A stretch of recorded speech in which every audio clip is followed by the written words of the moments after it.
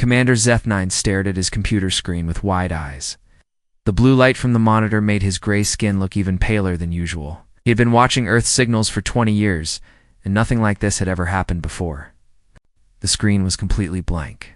No radio waves, no television signals, no internet traffic. Nothing at all. This cannot be right, he said to himself. He pressed several buttons and checked all his equipment. Everything was working perfectly. The problem was not with his machines. The problem was with Earth. For 50 years, his people had been listening to the humans. Every day, thousands of messages flew through space from the small blue planet.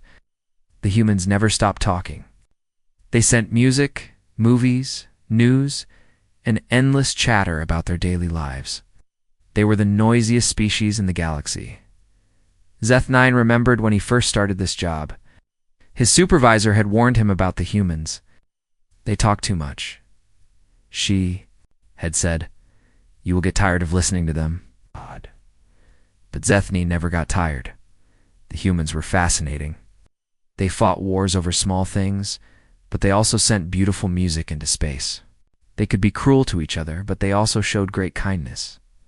Now, suddenly they were silent. He picked up his communication device and called his supervisor. "Ma'am, we have a problem. Earth has gone quiet." "What do you mean quiet?" came the reply. "Humans are never quiet. I mean completely quiet. No signals at all. Nothing for the past 6 hours." There was a long pause. "Are you sure your equipment is working?" "Yes, ma'am. I have checked everything twice."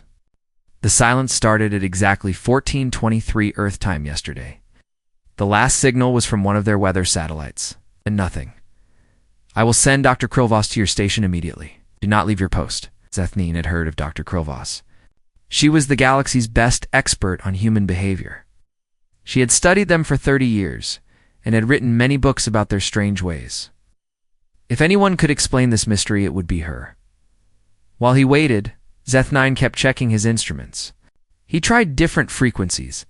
He pointed his receivers at different parts of Earth. He even checked the Moon and Mars, where humans had small bases. Everything was silent. This was not normal. Humans loved to communicate. They had invented hundreds of ways to send messages. They used radio waves, microwaves, and even light beams. They talked to each other constantly, even talked to themselves, recording messages just to listen to them later. Zeth9 remembered the first human signal his people had detected. It was a simple radio broadcast from something they called a baseball game. The humans were very excited about watching other humans hit a small ball with a stick. It seemed silly, but the excitement in their voices was real. That was over 100 years ago. Since then, the signals had grown stronger and more complex. The humans developed television, then computers, then something they called the internet. The amount of information they shared grew every year. They sent pictures, videos, and text messages. They shared their thoughts, their fears, their dreams, and their dinner plans. Other alien species found the humans annoying. They make too much noise, they complained. They pollute space with their endless chatter. But Zeth9 found them interesting. The humans were young and energetic. They were curious about everything. They wanted to learn and explore and share what they discovered. Dr. Krilvos arrived at the monitoring station 12 hours later. She was a tall, thin creature with 4 arms and large dark eyes. She moved gracefully despite her unusual appearance. Zeth9 had never met her before, but he knew her reputation. She was brilliant and dedicated to her work. "Show me the data," she said without any greeting. Zeth9 displayed all the information on the main screen. Dr. Krilvos studied it carefully. She looked at signal patterns from the past month. She compared them to historical data. She examined every detail with her trained eyes. "This is very strange," she said after an hour of study. "Humans do not simply stop communicating. It is not in their nature." "Could their technology have failed?" Zeth9 asked. "All of it at once? Impossible. Humans build their systems with multiple backups. Even if their main communication networks failed, we would still detect local radio signals, emergency broadcasts, or military communications. But there is nothing. Dr. Krilvos walked around the control room thinking. There are only three possibilities. First, they have all died suddenly. Second, their entire planet has been destroyed. Third, they have found a way to hide their communications from us. Zethnine felt a chill run through his body. Could they really all be dead? It is possible, but unlikely. Humans are very good at surviving. They live in all parts of their planet, even the most dangerous areas. It would take something very powerful to kill them all at once. What about planetary destruction? Our deep space monitors would have detected such an event. Planet does not simply disappear without leaving evidence. There would be debris, energy signatures, gravitational changes. We have detected none of these things. It left the third option. Zethnine did not like to think about it. Could they be hiding from us? Dr. Krilvos was quiet for a long moment. If they are hiding, it means they know we are watching them. And if they know we are watching them, they might know about the others too. The others? There are 47 known species in our galaxy, Zethnine. We are not the only ones who have been monitoring Earth. Some watch them for scientific interest, like we do. Others have different motives. Zethnine knew what she meant. Some alien species saw humans as potential slaves. Others viewed them as a threat that should be eliminated while they were still weak. A few wanted to conquer Earth for its resources. The humans had no idea how many eyes were watching them from the stars. Meanwhile, on Earth, Colonel Jake Morrison sat in a deep underground facility. The room was filled with computer screens and busy technicians. Everyone spoke in quiet voices. The atmosphere was tense but focused. Report, Colonel Morrison said to a young woman at a control console. All communications have been successfully transferred to quantum channels, sir, she replied. Radio silence is complete across all frequencies. No electromagnetic signals are leaving the planet. Excellent. Dr. Chang, what is the status of the listening posts? Dr. Lisa Chang looked up from her workstation. She was a small woman with intelligent eyes and graying hair. We are detecting significant alien chatter, Colonel. Multiple species are discussing our sudden silence. They seem very concerned. Good, let them be concerned. How long before Phase 2 can begin? The orbital platforms will be ready in 72 hours. The lunar installations need another week. The Mars colonies are already operational. Colonel Morrison nodded. And our guests in the outer system? The asteroid mining ships report normal operations. Jupiter Station is ahead of schedule. Saturn's rings are providing excellent cover for our construction projects. Dr. Chang smiled slightly. The aliens think we are primitive, Colonel. They have no idea what we have built out there. When we reveal ourselves, it will be quite a shock. For months, humanity had been preparing for this moment. They had discovered the alien observers by accident while testing new quantum communication technology. The breakthrough that allowed them to hide their signals also let them listen to alien communications that had been invisible before. What they heard changed everything. Humanity was not alone, and many of their watchers were not friendly. Aliens saw Earth as a resource to be harvested. Others viewed humans as dangerous primitives who should be destroyed before they could develop advanced technology. But the aliens had made one critical mistake. They assumed that silence meant weakness. They thought that if humans stopped broadcasting, it meant their technology had failed or their civilization had collapsed. They were wrong. Colonel Morrison looked at the displays showing Earth's hidden defenses, orbital weapons platforms disguised as space debris, underground factories producing advanced ships and weapons, colonies throughout the solar system that no alien knew existed. Let them wonder, he said quietly. Soon they will learn that human silence is not surrender. It is preparation. The great meeting hall on Nexus Prime had never seen such chaos. Representatives from 47 different alien species filled the massive chamber. Some sat in chairs designed for their body types. Others floated in special tanks filled with gas or liquid. A few hung from the ceiling using their natural abilities. They were all talking at once. Ambassador Desis of the Keltorian Empire stood at the center podium. Her species looked like giant insects with beautiful silver wings. When she spoke, her Words came out as musical clicks and whistles. The translation devices around the room turned her sounds into words that everyone could understand. "Friends and colleagues," she began, trying to bring order to the meeting. "We are here to discuss the situation on Sal-3, the planet the inhabitants call Earth." The noise in the room grew louder. Everyone had an opinion about the humans. "Humans have been silent for 3 days now," Ambassador Thies continued. "This is completely unlike their normal behavior. We must determine what has happened." General Vort, of the Hegemony Military Command, slammed his massive fist on his table. He was nearly 3 meters tall and covered in thick, armored skin. His species were warriors who respected only strength. "If the humans have developed new technology, they could be dangerous," he growled. "We should act before they become a threat." Dr. Semaphore, from the research collective, raised one of her 4 thin arms. Her people were scientists who valued knowledge above all else. "We should not jump to conclusions," she said in her soft voice. "There could be many explanations for their silence, such as," General Vort demanded, "natural disaster, disease, internal war, technology failure. Or perhaps they have simply chosen to stop broadcasting for reasons we do not understand." Minister Clax from the Trade Federation was more practical. His people were merchants who saw profit in everything. "The humans produce many interesting things. Their entertainment programs are popular throughout the galaxy. If they are gone, we lose a valuable source of cultural products. You only care about money," General Vort said with disgust. "Money keeps the galaxy running," Minister Clax replied calmly. "The humans may be primitive, but they create things that other species enjoy, that has value." Ambassador Thies tried to restore order. "Let us focus on facts. Dr. Semaphore, what do we know about human technological development?" The gray-skinned scientists activated a holographic display in the center of the room.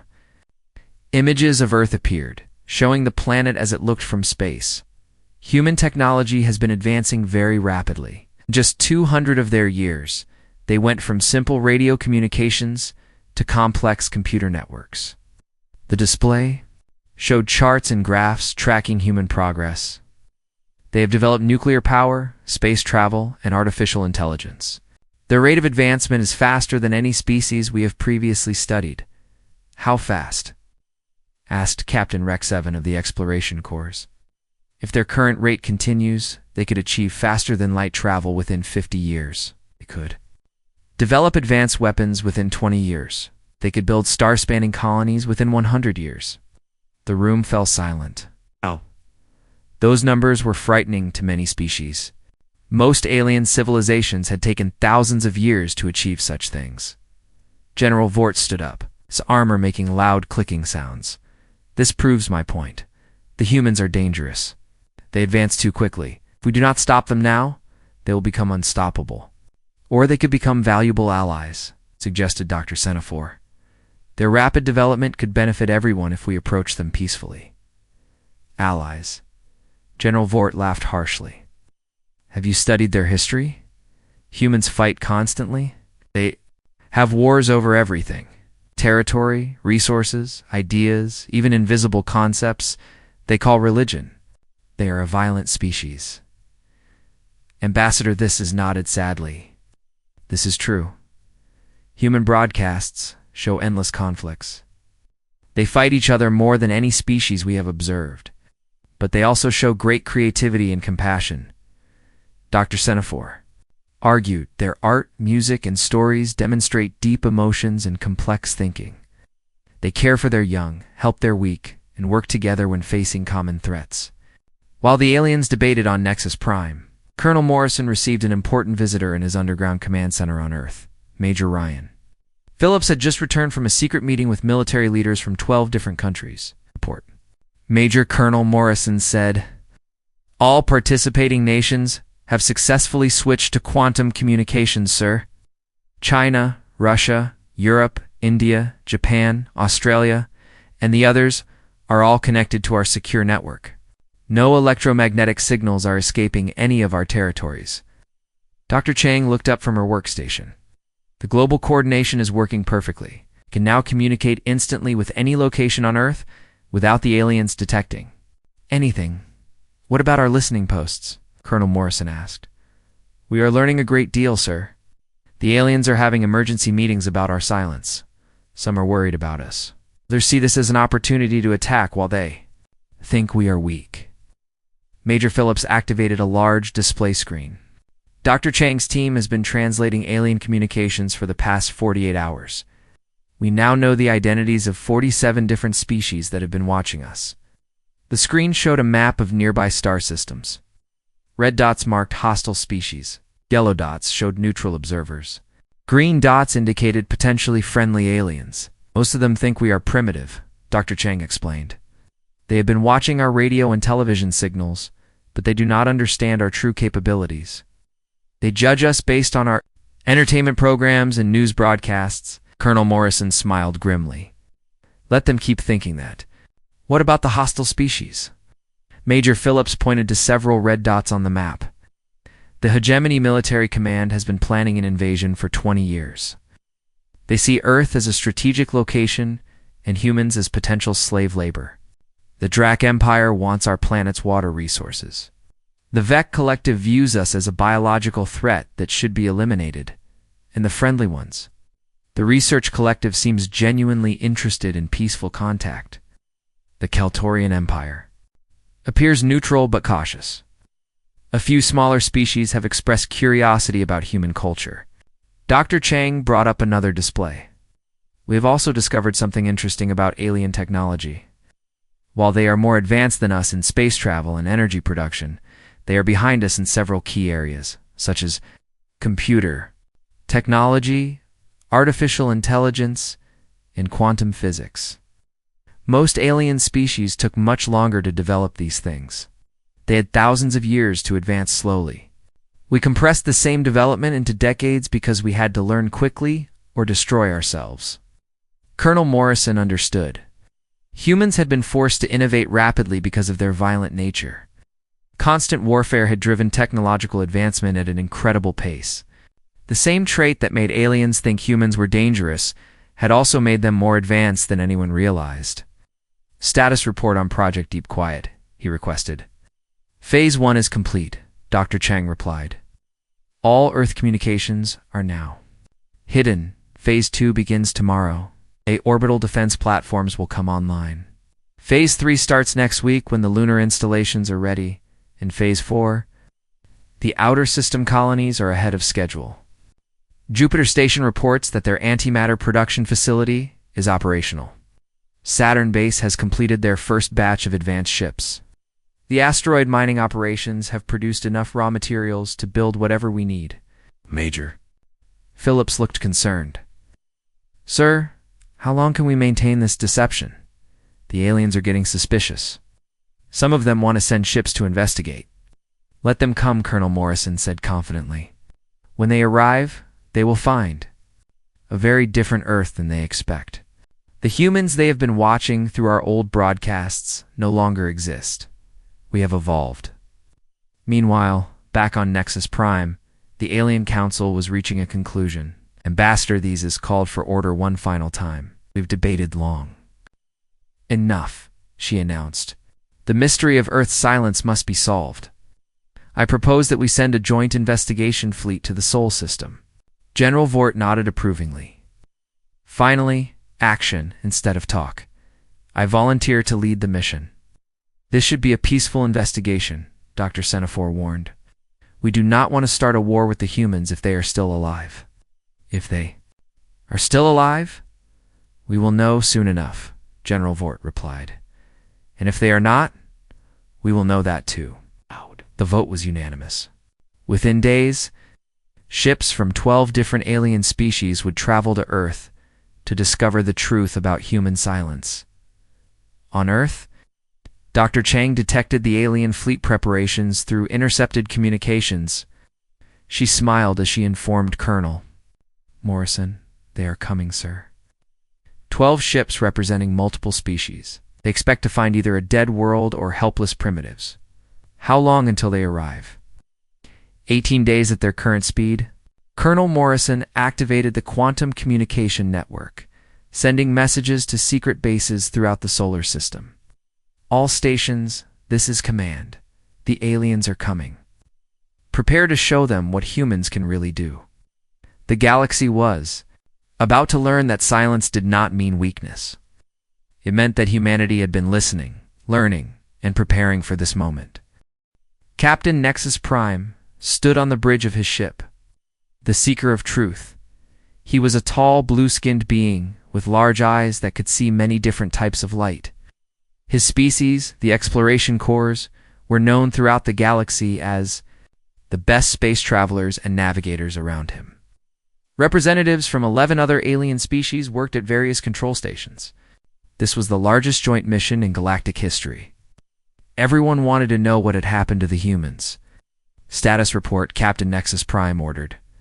Lieutenant Kex-9, small reptilian creature, checked his instruments. We are approaching the outer edge of the Sol system, Captain. All ships are reporting normal operations. Any signs of human activity? None, sir. No radio signals, no energy readings, no ship movements. The system appears completely dead. Dr. Ven5, the mission scientist, was studying her screens carefully. She was a member of the same species as Dr. Semaphore, with gray skin and 4 thin arms. Captain, I am detecting something unusual in the asteroid belt. What kind of unusual? Asteroid positions have changed since our last survey 5 years ago. Some are missing entirely. Others have moved to different orbits. Captain Nexus Prime frowned. Natural drift? No, sir. The changes are too organized, too purposeful. Someone has been mining the asteroid belt extensively. The bridge fell silent. Mining operations required advanced technology and massive industrial capability. If the humans had been working in the asteroid belt, they were far more advanced than anyone had realized. Show me, the captain ordered. Dr. Ven5 activated the main display screen. A 3-dimensional map of the Sol system appeared, showing the positions of planets, moons, and asteroids. Red markers indicated missing asteroids. Yellow markers showed asteroids that had been moved. Over 600 asteroids have been completely mined out, Dr. Ven5 explained. The missing material represents millions of tons of metal, rock, and rare elements. This is not the work of a primitive civilization. General Vort, commanding the military escort ships, joined the conversation through the communication system. If the humans have this much industrial capacity, why did they stop broadcasting? Advanced civilizations become more communicative, not less. Maybe they learned they were being watched, suggested Dr. Semaphore, who was aboard one of the research vessels. If they discovered our surveillance, they might have chosen to hide. Captain Nexus Prim ordered the fleet to continue toward the inner planets. As they traveled deeper into the Sol system, more mysteries appeared. Captain Lieutenant Kex-9 called out excitedly. I am detecting massive structures around Jupiter. The main screen changed to show Jupiter and its moons. What they saw was impossible. Enormous metal constructions orbited the gas giant. Space stations, industrial platforms, and ring-like structures that stretched for thousands of kilometers. When was our last detailed survey of Jupiter? Captain Nexus Prime asked. 3 years ago, Dr. Ven5 replied. These structures were not there then. You mean the humans built all of this in 3 years? It appears so, Captain. The construction scale is beyond anything we thought humans could achieve. The alien fleet moved closer to Jupiter. The structures were clearly artificial, but the design was unlike anything in galactic civilization. Humans had developed their own unique approach to space construction. I am detecting power signatures, Dr. Ven5 reported. These facilities are active and operating at full capacity. What are they producing? Unknown. The energy patterns are unlike anything in our databases. As the fleet approached Saturn, they discovered even more surprises. The planet's rings had been partially harvested, with massive collection devices moving through the ice and rock. Saturn's moons hosted their own industrial complexes, all clearly built by human hands. This is incredible, Dr. Ven5 whispered. The humans have industrialized their entire outer solar system. Meanwhile, on Mars, Admiral Ben Curtis watched the approaching alien fleet through hidden sensors. He was a veteran military officer with gray hair and sharp eyes. His command center was located deep beneath the Martian surface, invisible to alien scanners. "They're getting quite a show," he said to his staff. Commander Lisa Parker, his second in command, smiled. "The Jupiter facilities are particularly impressive. They have no idea what those structures really do, and they never will unless they become hostile." "What is the status of our Mars colonies?" "All surface installations are hidden beneath the dome shields. From space, Mars looks exactly like it did 5 years ago. The aliens cannot detect our cities or our population." Admiral Curtis nodded. The Mars colonies were one of humanity's greatest achievements. Over 2 million people now lived on the red planet in cities that were completely invisible from orbit. Advanced technology allowed them to hide their thermal signatures, electromagnetic emissions, and even their gravitational effects. "Admiral," reported a technician, "Earth Command is requesting an update on the alien fleet. Tell them the aliens are proceeding as expected. They are confused but not yet alarmed. They still think we are either extinct or primitive." Back in space, the alien fleet continued its investigation. As they approached Mars, their scanners detected signs of human activity from years past. Old rover tracks, abandoned equipment, and the remains of early exploration missions. "At least we know the humans made it this far," Captain Nexus Prim observed. "But where are they now?" "Perhaps they evacuated to their homeworld when their technology began failing," suggested Dr. Venfive. "Or perhaps they died out here and never made it home," added General Vort grimly. The fleet moved toward Earth and its moon. As they got closer, the aliens became more puzzled. Earth appeared normal from a distance. The same blue oceans, white clouds, and brown continents. But detailed scans revealed subtle differences. "The electromagnetic signature is completely absent," reported Lieutenant Kex-9. "No radio, television, or internet traffic. No power grid emissions. No satellite communications. But thermal scans show the planet is still inhabited," Dr. Venfive added. "I detect heat signatures from major cities. Population appears to be normal levels." "It makes no sense," Captain Nexus Prime said. "How can millions of humans live without producing any electromagnetic signals?" "Maybe they returned to a primitive lifestyle," suggested Dr. Semaphore. "Some species do this when their technology fails." 7 billion humans do not suddenly become primitive," General Vort said skeptically. "Something else is happening here." Alien fleet took positions around Earth, preparing for closer investigation.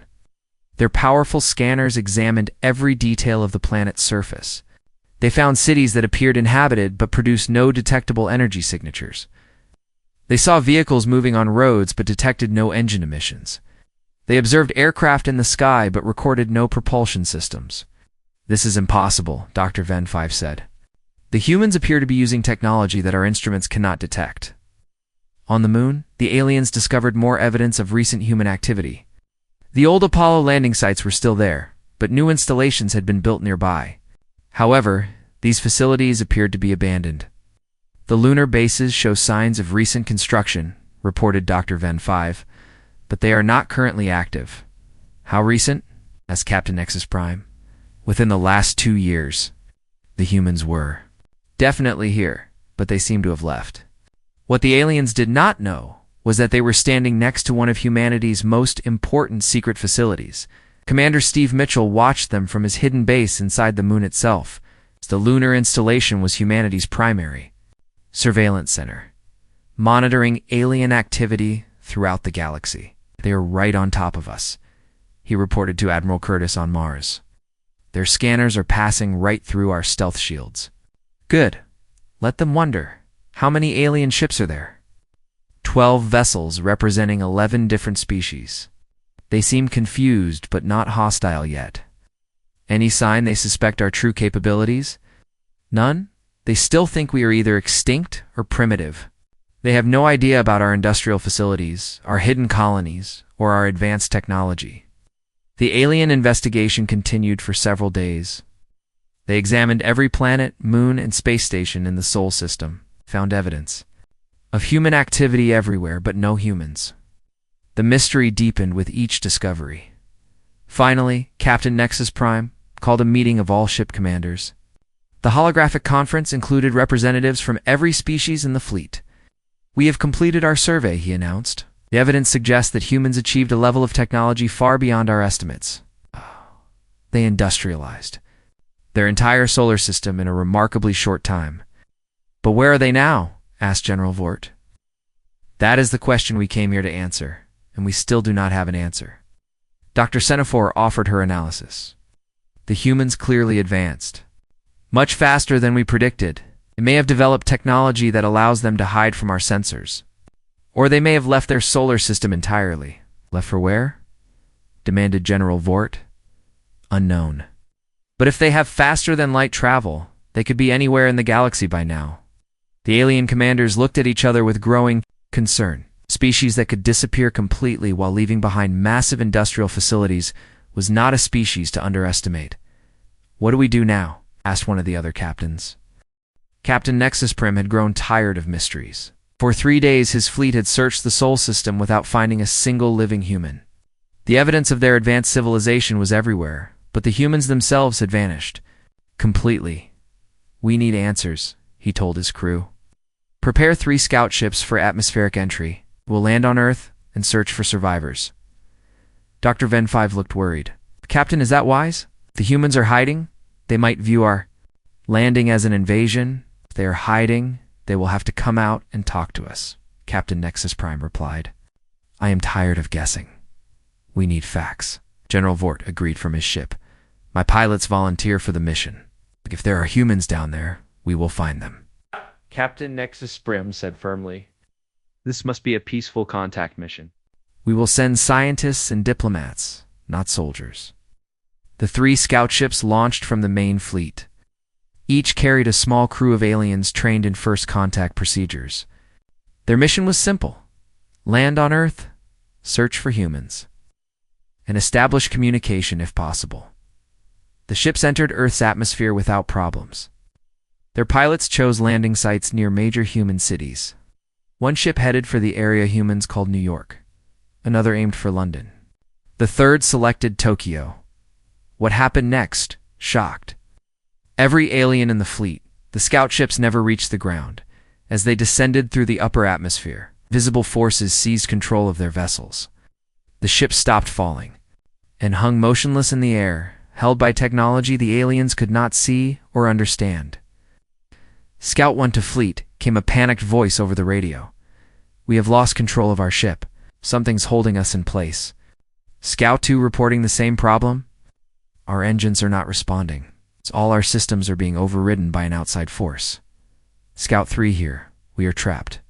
The ship will not move in any direction. Captain Nexus Prim stared at his instruments in disbelief. The scout ships appeared on his screens as 3 stationary dots hanging in Earth's sky. How is this possible? He demanded. Dr. Ven5 checked her readings frantically. I detect no energy beams, no tractor technology, no gravitational manipulation.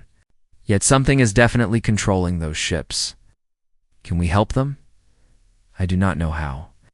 We cannot fight an enemy we cannot see. While the alien fleet watched in confusion, the 3 scout ships began moving again. But they were not flying toward the ground or back to space.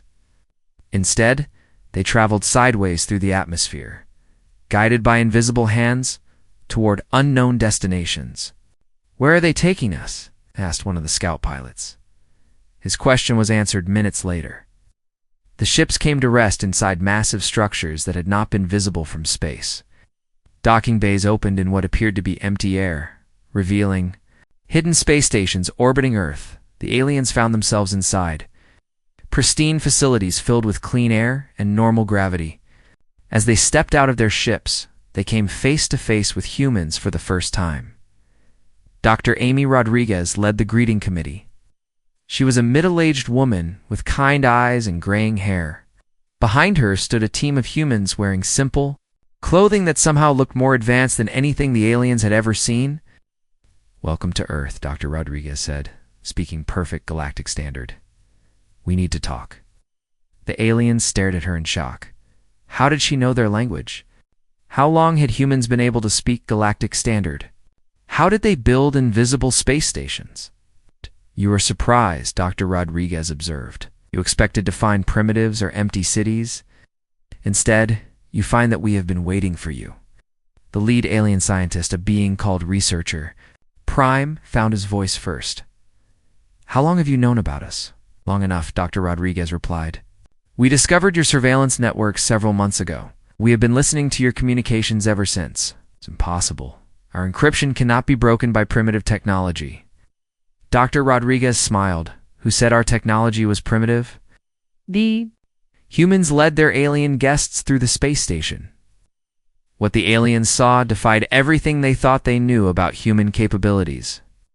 The walls were made from materials that seemed to bend light around them. Control panels responded to thought instead of touch. The air itself seemed alive with invisible energy." "How did you build this?" Researcher Prime asked. "The same way we built everything else you found in our solar system," Dr. Rodriguez explained. "With human ingenuity, determination, and a little help from quantum physics." The group entered a large meeting room with a view of Earth below.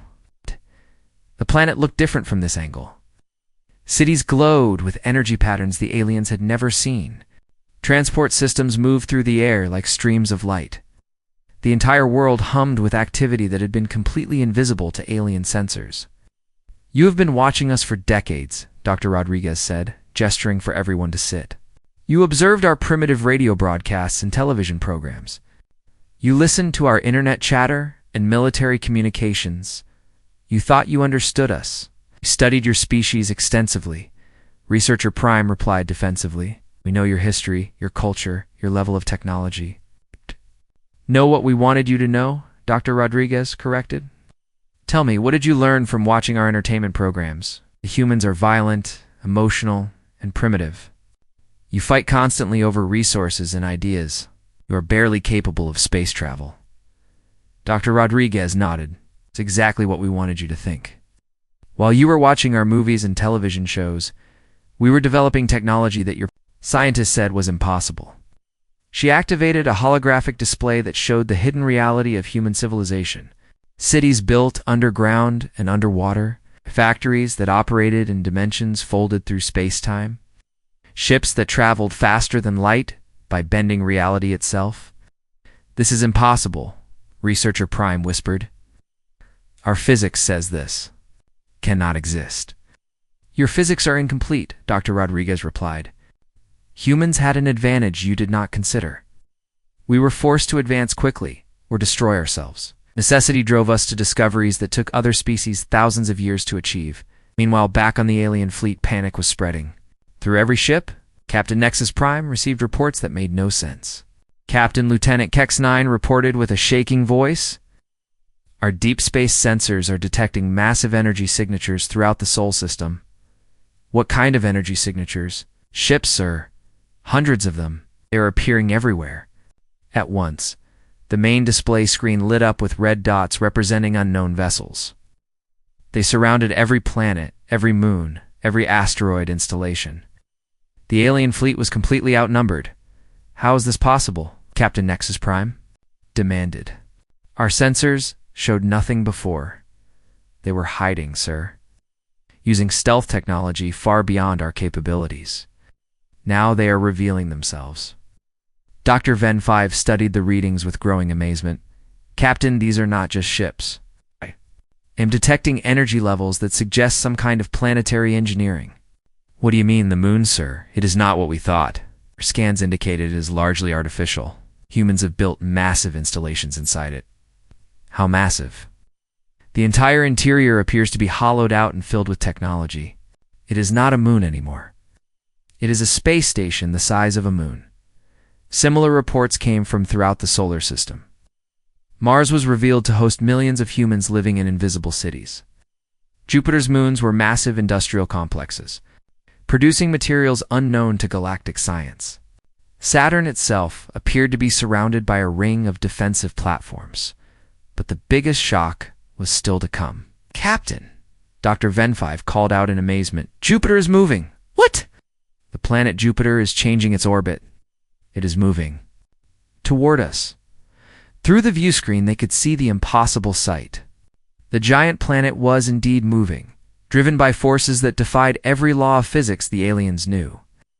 Streams of energy flowed around Jupiter like ribbons of light, guiding the massive world through space as if it weighed nothing at all.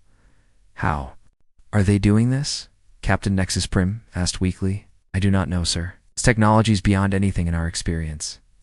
Back on the space station, Dr. Rodriguez continued her explanation to the captured aliens. You see, we learned something important from your surveillance. We discovered that many species in the galaxy view humans as threats to be eliminated or resources to be exploited. Some species do hold such views, researcher, Prime admitted. So we decided to give you all something to really worry about. You wanted to know what happened to the chatty, primitive humans you had been watching? They evolved into what? Into something your galaxy has never seen before. A species that mastered quantum physics, gravitational manipulation, and dimensional engineering in less than 50 years. A species that built an industrial civilization spanning multiple planets while remaining completely hidden from observers. The aliens looked at each other with growing fear. They had come to investigate the disappearance of a primitive species. Instead, they had discovered a civilization that surpassed galactic technology by generations. What do you want from us? Researcher Prime asked. That depends, Dr. Rodriguez replied, on what your people want from us. We intercepted your communications. We know that some species plan aggression against Earth. The alien fleet hung motionless in space, surrounded by hundreds of human ships that had appeared from nowhere. Captain Nexus Prime stared at his screens, trying to understand what he was seeing. The human vessels were unlike anything in galactic design. They seemed to bend light around themselves, making them hard to look at directly. Captain Lieutenant Kex9 reported with fear in his voice, "We are receiving a transmission from the humans. Put it through." The main screen flickered to life, showing a human woman in military uniform. She had short brown hair and calm, confident eyes. Behind her, the bridge of her ship hummed with technology that looked both familiar and completely alien. "This is General Patricia Clark of the United Earth Space Command," she announced.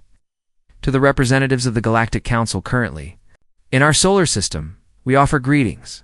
Captain Nexus Prim found his voice. General Clark. "I am Captain Nexus Prime of the Exploration Corps.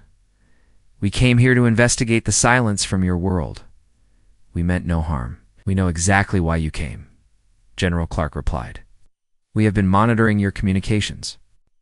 Since you left Nexus Prime, we know your orders, your intentions, and your capabilities." The captain felt a chill run through his body. If the humans could intercept secure galactic communications, their technology was far more advanced than anyone had imagined. "We also know," General Clark continued, "that several species in your fleet have hostile intentions toward Earth. General, Board of the Hegemony has orders to assess our military capabilities for a future invasion. The Drac Empire representative is evaluating our water resources for extraction. 3 other species view humans as potential slave labor." General Vort's voice came over the communication channel, full of anger and fear. "How do you know our classified orders?" "Because we have been listening to everything you say, think, and plan," General Clark answered. "Your encryption methods are primitive by our current standards. We have been reading your private communications for months." A new voice joined the conversation. Dr. Chang appeared beside General Clark on the screen. She looked older than she had in the underground facility, but her eyes still held the same intelligence. "Ladies and gentlemen of the galaxy," Dr. Chang began, "allow me to explain what has happened to humanity in the past year. You have been observing a species undergoing rapid technological evolution. What you saw as primitive broadcasts were actually the final stage of our development." She activated a display that showed Earth's hidden transformation. "While you watched our entertainment programs, we were building the largest industrial civilization in galactic history. While you listened to our radio chatter, we were developing faster-than-light travel, matter manipulation, and dimensional engineering." The aliens watched in stunned silence as the display revealed the true scope of human achievement. Oceans contained massive underwater cities housing billions of people. The planet's core had been converted into a fusion reactor, providing unlimited energy. Space itself around Earth had been folded and twisted to create pocket dimensions for manufacturing and storage. This is impossible, Dr. Ven5 whispered from one of the alien ships. No species advances this quickly. Most species do not face the pressures humans faced, Dr. Chang replied. We were forced to evolve rapidly or destroy ourselves. We chose evolution. General Clark stepped forward again.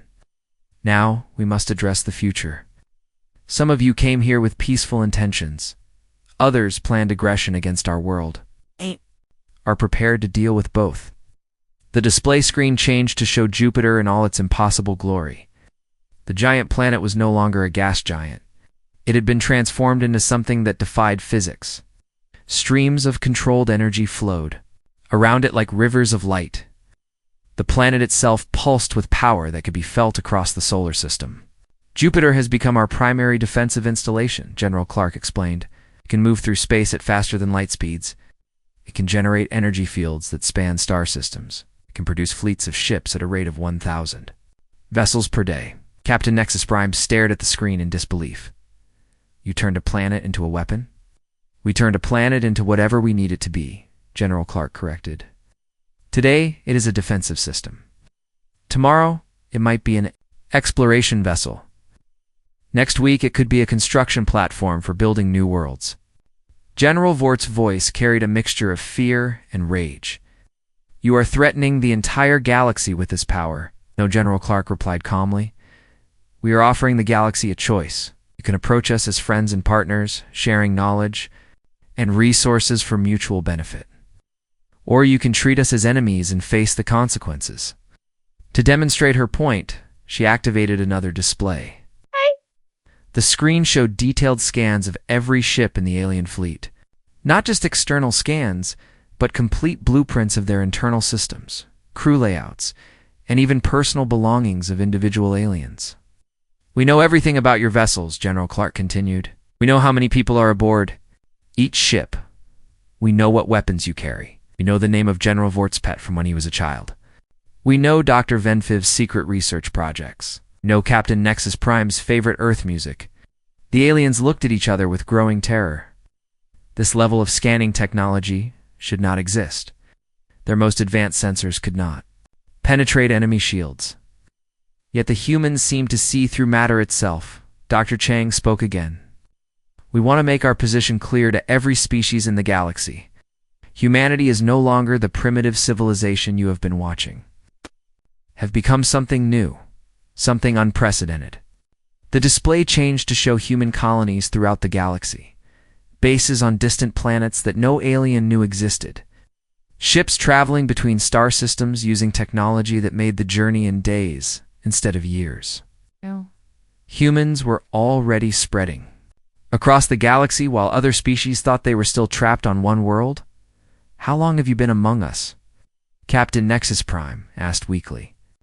Long enough to learn about your societies, your strengths, your weaknesses, and your intentions, General Clark replied. We have been preparing for this moment when we would reveal ourselves to galactic civilization. Ambassador Kate Wilson appeared on the screen beside the military officers. She was an elegant woman with silver hair and diplomatic bearing. On behalf of humanity, I now address the Galactic Council directly. She looked straight into the camera, knowing her words would be transmitted across the galaxy.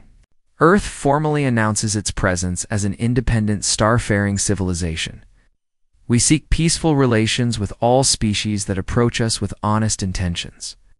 We offer our knowledge and friendship to those who value cooperation over conquest. Her expression grew serious. However, we also announce our absolute determination to defend ourselves against any threat. The age of humanity hiding in silence is over.